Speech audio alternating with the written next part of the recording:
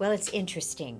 One of the things that is so special about Winter Park, and I think you both will agree, is that people tend to grow up here, stay, or come back and raise their families. And so that's kind of what happened between Fred and I. John and I met for the very charter class that was offered, and then Fred came with the next year. We were both graduates of Winter Park High School, and we had come back to raise our children here. And after graduating from the adult program, we just decided, we need to have our youth, who are our future leaders, be involved in learning about the community, understanding how special a community is, to take over for us. And so with the Chamber's incredible support, we made it happen, and in 2000 we had our initial youth leaders class. Of course, it was just Winter Park for when we first started, and then we expanded to Trinity and Lake Highland. We went from 20 applications to 80 applications in that year. That year. Of course, that was great. Of course, we didn't know how to handle it, but it was great.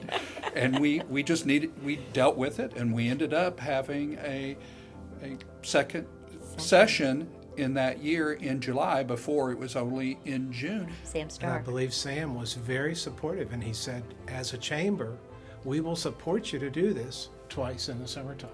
Because without the support of the chamber, we wouldn't have been able to do any of it. It would not have started.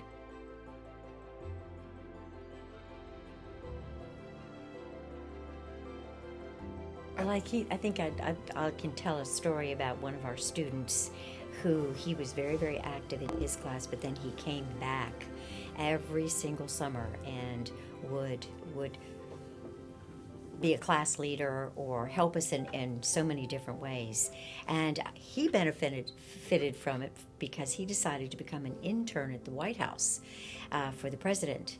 And he did such an amazing job and was such an incredible leader that they actually hired him. Well, then I see every year that I've been involved, you go through the interview process, and you've got them ranging from A to Z on the scale of personality, on the scale of self-confidence and poise. And I'm always so impressed at especially the shy ones, who you can hardly get them to answer the questions in the interview process, and by the time you get to graduation, we're talking 5 days. Yeah. We're not talking a long period of time, but the peer interaction and the ability we've given them to be a leader.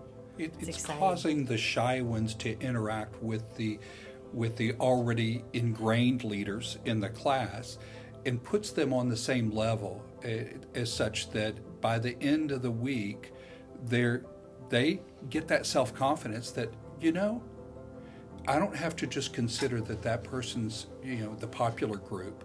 I can be part of the group, whatever that group is. That's why Shari hangs around you and me, isn't it? Yeah. So that she can bloom. So I can be part of the popular group. Exactly.